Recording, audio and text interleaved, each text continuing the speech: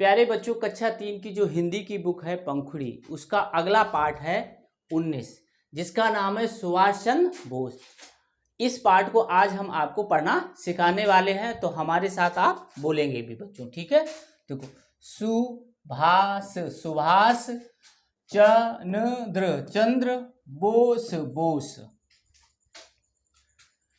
कुछ कुछ, वर्ष वर्ष, पहले पहले, भारत भारत, अंग्रेजों अंग्रेजों के अधीन अधीन था, पूरे पूरे देश देश में, जगह जगह जगह जगह, उनके उनके शासन शासन का विरोध विरोध हो रहा रहा था, भारत भारत को स्वतंत्र स्वतंत्र कराने कराने के लिए लिए अनेक अनेक लोगों लोगों ने अपना अपना जीवन जीवन बलिदान बलिदान कर कर दिया दिया। सुभाष सुभाष, चंद्र चंद्र, बोस बोस, उनमें उनमें से एक एक थे। सुभाष सुभाष, चंद्र चंद्र, बोस बोस का जन्म जन्म कटक कटक में 23 जनवरी जनवरी 1897, ठीक है, 18 लिखा 97, 1897 को हुआ था। यह स्थान स्थान उड़ीसा उड़ीसा राज्य राज्य में है। उनके उनके पिता पिता सरकारी सरकारी वकील वकील थे। 5 वर्ष की उम्र से उनकी उनकी शिक्षा प्रारंभ हुई। वे पढ़ने में बहुत अच्छे थे। हमेशा कक्षा में प्रथम आते थे। बीए उत्तीर्ण होने के बाद सुभाष चंद्र बोस ने इंग्लैंड जाकर ICS की परीक्षा पास की। सरकारी नौकरी के लिए यह उस समय की सबसे कठिन परीक्षा मानी जाती थी।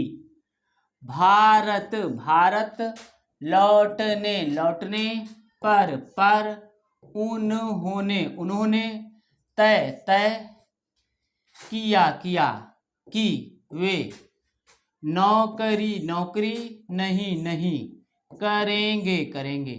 उस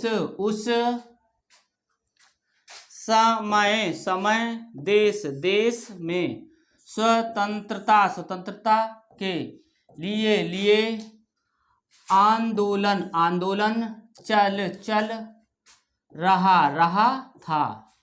सुभाष चंद्र बोस ने गुलाम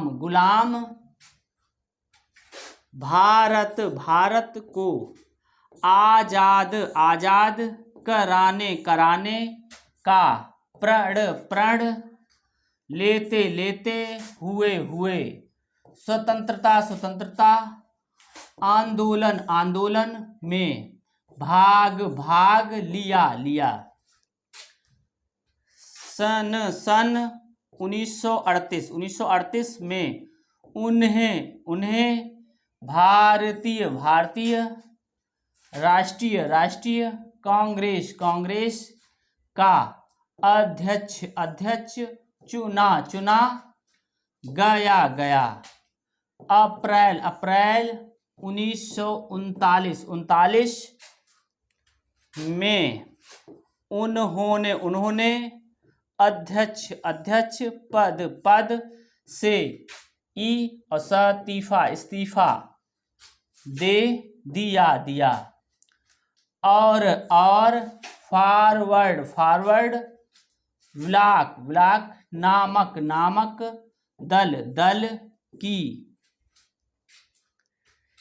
स्थापना स्थापना की। सन 1939 ईस्वी में, द्वितीय विश्व युद्ध, छिड़ गया गया। सुभाष चंद्र, बोस, अंग्रेज, शासन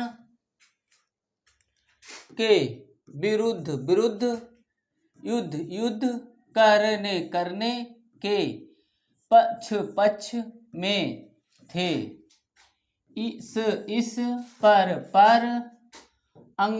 अंग्रेज सरकार ने उन्हें नजरबंद कर दिया।